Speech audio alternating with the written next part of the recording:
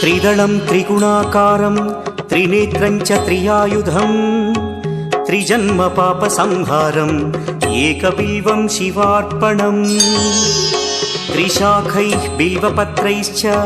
अच्छिद्रैः कोमलैः शुभैः तव पूजां करिष्यामि एकबिल्वं शिवार्पणम्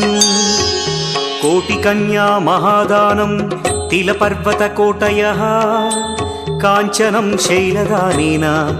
एकबिल्वं शिवार्पणम् काशीक्षेत्रनिवासं च कालभैरवदर्शनौ प्रयागे माधवं दृष्ट्वा एकबिल्वं शिवार्पणम् इन्दुवारे व्रतं स्थित्वा निराहारो महेश्वर नक्तं हौष्यामि देवेश एकबिल्वं शिवार्पणम् रामलिङ्गप्रतिष्ठा